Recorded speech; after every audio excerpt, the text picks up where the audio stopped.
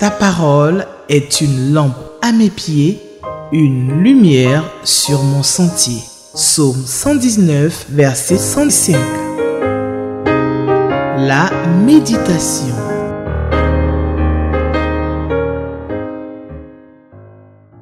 Bien-aimés du Seigneur, que la grâce et la paix, ces denrées rares dans ce monde, vous soient données par Dieu notre Père et par Jésus-Christ notre Seigneur.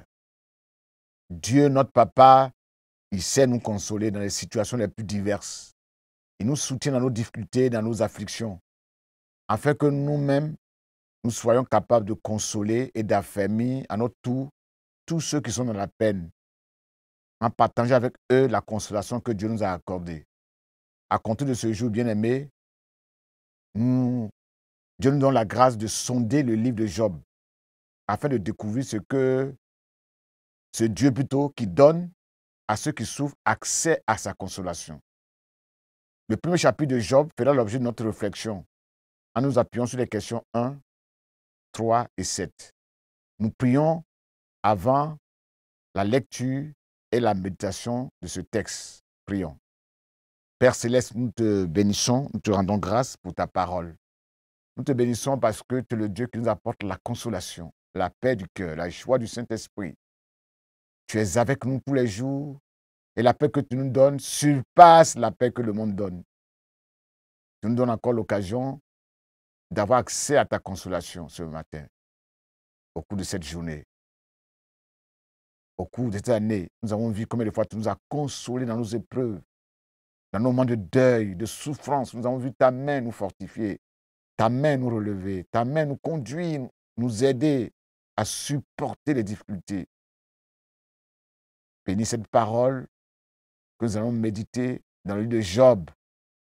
Permets-nous à travers l'histoire de Job de voir combien de fois tu nous aimes, combien de fois tu es avec nous, combien de fois tu combats pour nous. Bénis chacun de nous, bénis ta parole au nom de Jésus. Amen. Bien-aimés, nous lisons notre texte de ce jour dans Job chapitre 1. Lisons la parole de Dieu. Et il y avait au pays d'Ouz un homme appelé Job. C'était un homme intègre, un homme droit, un homme qui revérait Dieu, qui évitait le mal. Il avait 7 fils et 3 filles. De plus, ses troupeaux comptaient 7000 moutons et chèvres, 3000 chameaux, 500 paires de bœufs, 500 annexes. Il possédait aussi des serviteurs en très grand nombre. Cet homme était le personnel le plus important des régions de l'est du Jourdain. Or, chacun de ses fils recevait à tour de rôle ses frères pour un festin. Ils invitaient leurs 3 sœurs à manger et à boire avec eux. Quand ces jours de festin étaient achevés, Job faisait venir ses enfants afin d'accomplir pour eux des rites de purification. Il se levait de grand matin et offrait un holocauste pour chacun d'eux. Car il se disait, peut-être mes fils ont-ils commis quelque faute et dit du mal de Dieu dans leur cœur. Job agissait toujours ainsi. Verset 6. Or un jour, les anges de Dieu se rendirent au conseil de l'Éternel. Satan, l'accusateur, vint aussi parmi eux. L'Éternel dit à Satan, « D'où viens-tu donc ?» Celui-ci lui répondit, « Je viens de parcourir toute la terre, de la sillonner. » Alors l'Éternel demanda à Satan, « As-tu remarqué mon serviteur Job? Il n'y a personne comme lui sur la terre. C'est un homme intègre et droit, un homme qui révère Dieu et qui évite de faire le mal. » Satan lui répondit, « Est-ce vraiment pour rien que Job révère Dieu? N'as-tu pas élevé comme un rempart de protection autour de lui, autour de sa maison et autour de ses biens? Tu as fait réussir ses entreprises. Ses troupeaux se sont multipliés dans le pays. Mais porte donc la main sur ses biens et sur les siens, et l'on verra s'il ne te maudit pas en face. » Alors l'Éternel dit à Satan, « Tous ces biens sont en ton pouvoir, ainsi que les siens, mais ne porte pas la main sur sa personne. » Alors Satan se retira de la présence de l'Éternel. Or un jour, les fils et les filles de Job s'étaient mis à manger et à boire du vin ensemble chez leur frère aîné.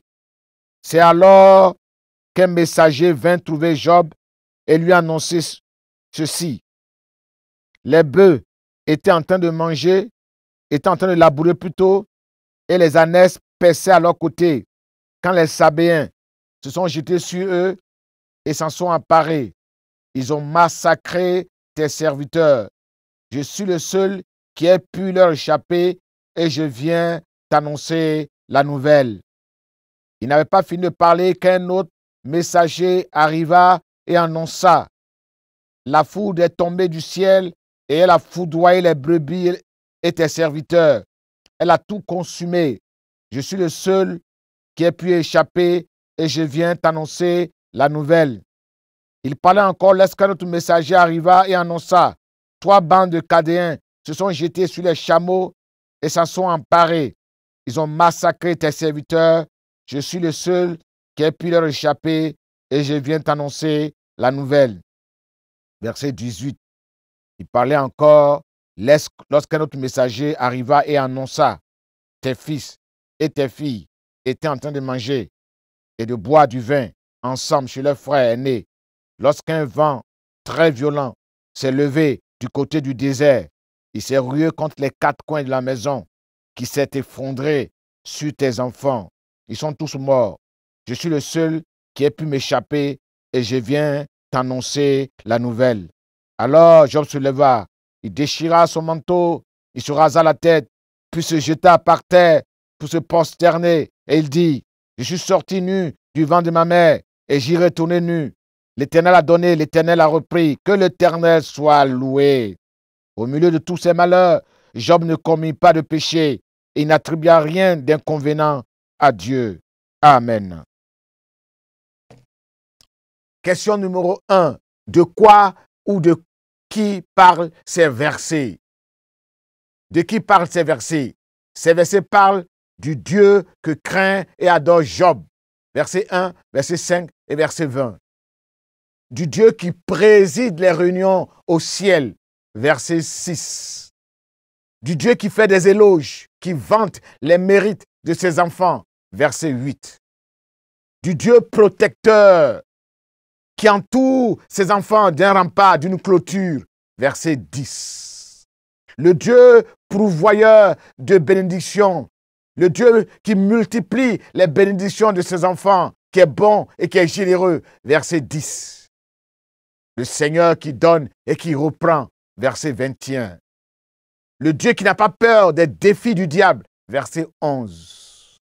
Ces versets parlent aussi de Job, un serviteur de Dieu humble, pieux, un homme très important en Orient, qui est riche et qui mettait ses biens au service de Dieu, verset 10. Ces versets parlent des 7 fils et des 3 filles de Job, de sa famille, de ses serviteurs et de ses servantes. Versets 2 à 3. Ce texte parle des anges de Dieu, des habitants du ciel, des fils de Dieu. Verset 6. Des messagers de mauvaises nouvelles, du verset 14 à 18. D'une bande de nomades d'Arabie et une autre de Chaldéens qui ont attaqué et qui ont volé les biens de Job. Verset 15. De la mère de Job, au verset 20.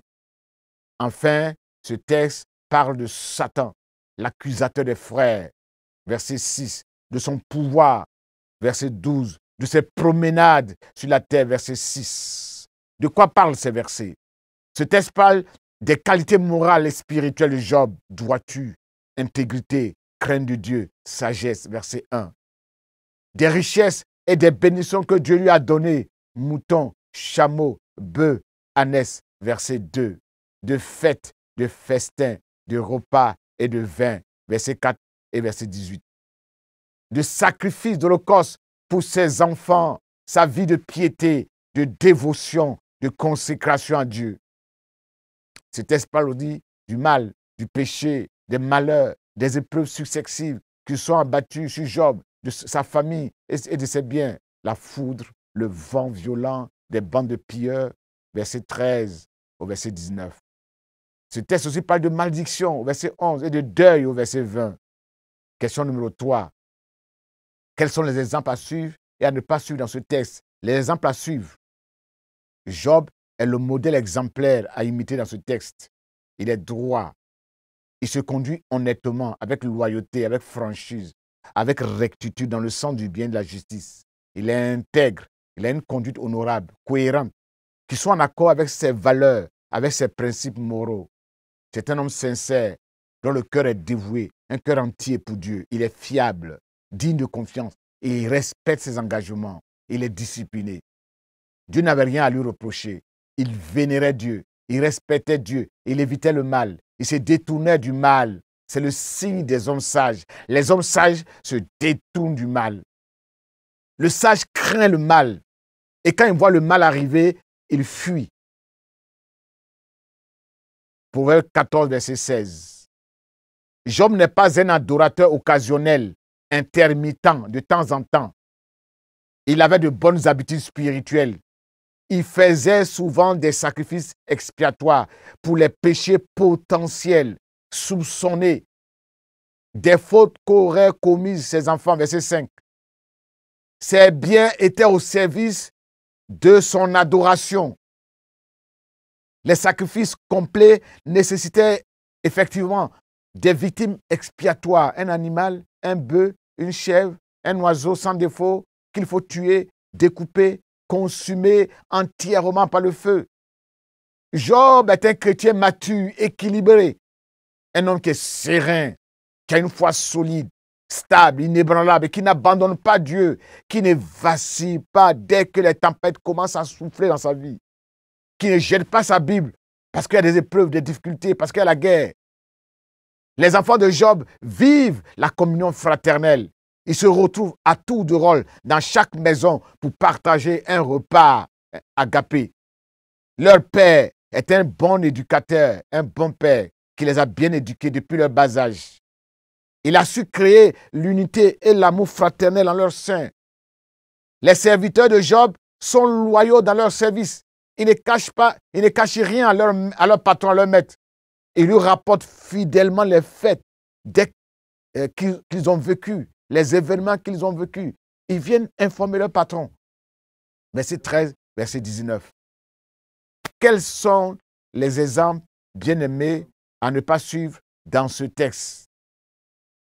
Satan était aussi présent à la réunion de Dieu avec ses enfants, verset 6. Il se promène partout.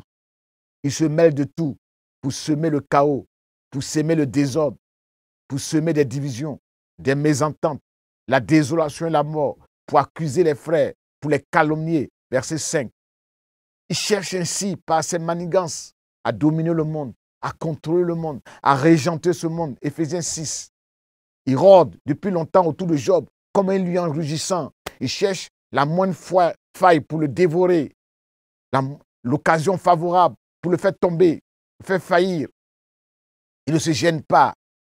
Il s'invite dans les lieux où sa présence n'est pas nécessaire. Que dit la Bible au sujet de ce comportement reprouvé par Dieu? Se mêler de tout. La Bible dit que le passant qui se mêle d'une dispute, d'une affaire qui ne le regarde pas, ressemble à qui veut attraper un chien par les oreilles. Proverbe 26, verset 17. Que nul de vous ne souffre comme un voleur, comme un malfaiteur, comme quelqu'un qui s'ingère dans les affaires d'autrui. 1 Pierre 4, 15.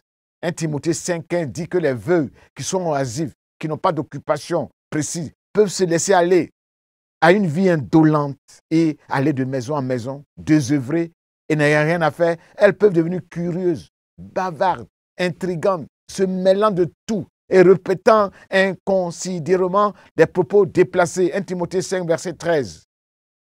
C'est un rapporteur méchant qui est animé d'un esprit d'accusation, qui distille des propos méchants pour détruire les réputations des gens, pour détruire les bonnes relations humaines, la paix dans les maisons. Il émet des doutes sur la sincérité des relations entre Dieu et Job. Il conteste les dires de Dieu, les éloges de Dieu envers son serviteur Job. Il semble dire à Dieu, tu penses que Job t'aime vraiment? C'est un faux type, un vaurien, un matérialiste qui fait semblant de t'aimer à cause des biens, des richesses, de la protection que tu lui donnes. C'est un faux adorateur. Il te craint, il te respecte à cause de toutes les bénédictions que tu lui as données. Enlève les bénédictions et tu verras. Il semble dire à Dieu qu'il achète, que Dieu achète les bénédictions de Job.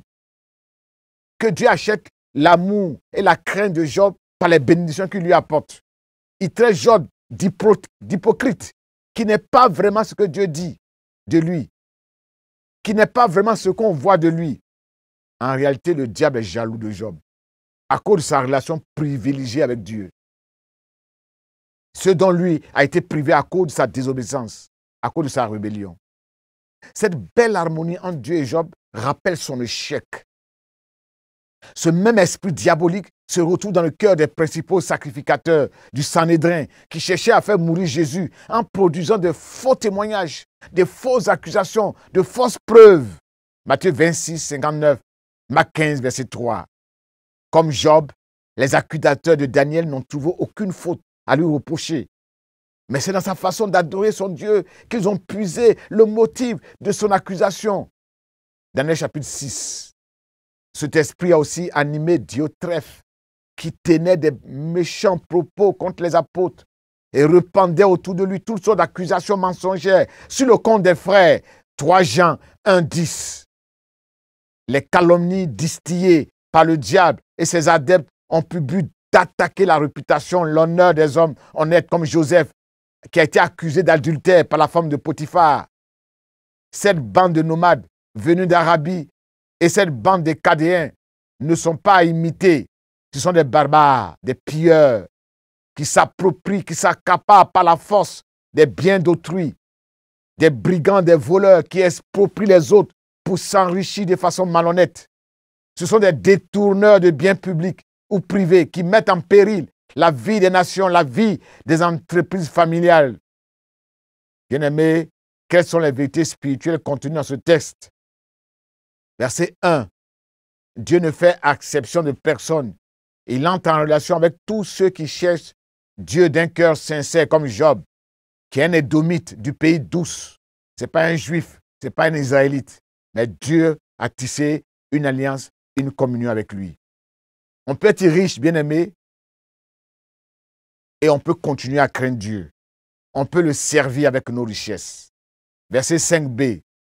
Peut-être mes enfants ont-ils péché contre Dieu? La crainte de Job, bien-aimé, était fondée. Car de telles fêtes, de telles cérémonies ont été toujours des occasions de beuverie, de consommation de drogue, de substances illicites, d'alcool, de dérapage.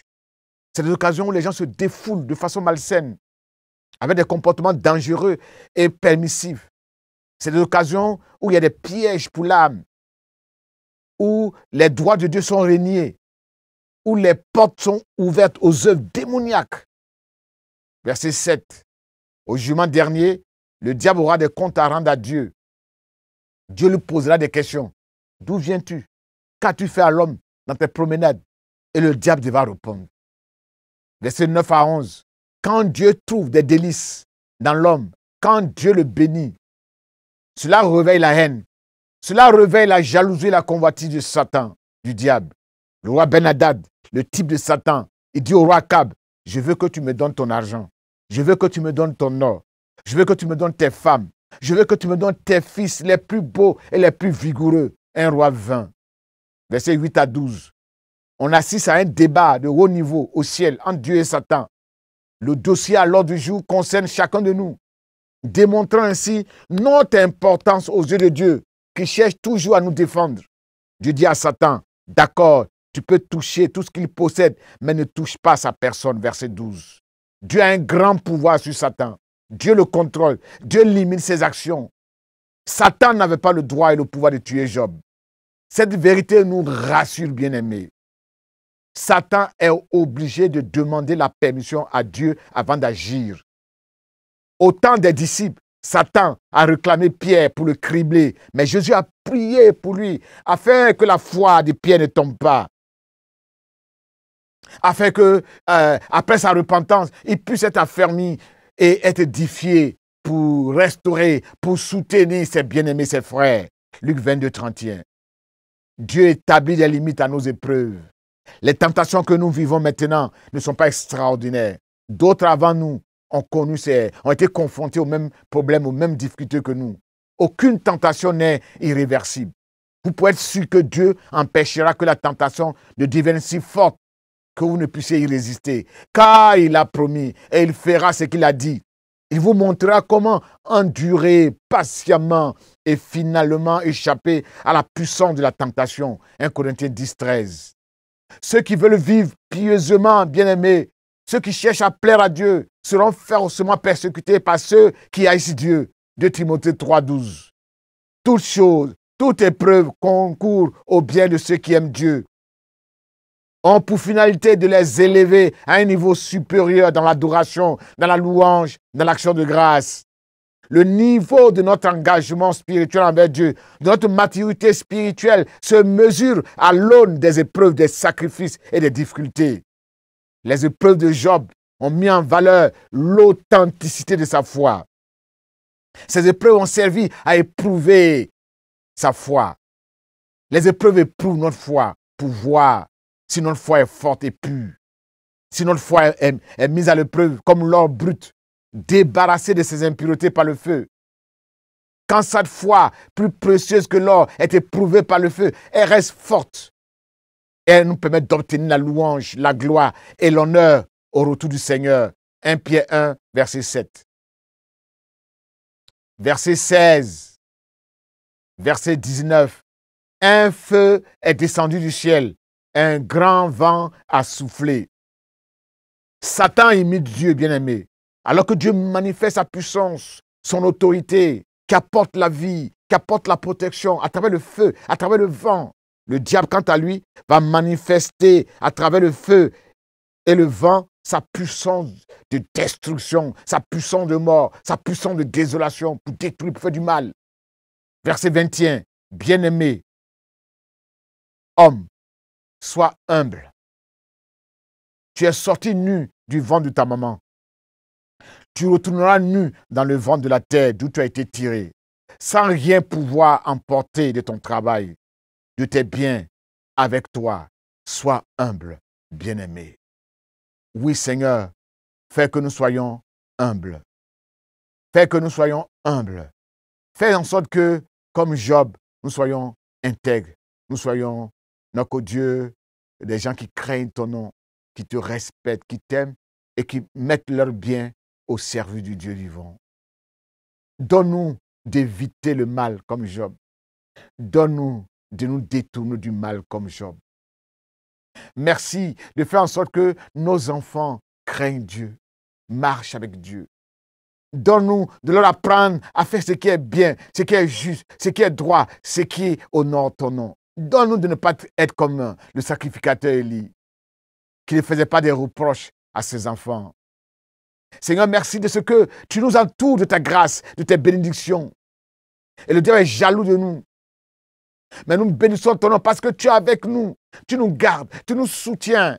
Et la meilleure protection pour nos vies et pour nos biens, c'est que nos vies te soient consacrées, nos biens te soient consacrés, afin que l'ennemi n'ait pas accès à nos vies, à nos enfants.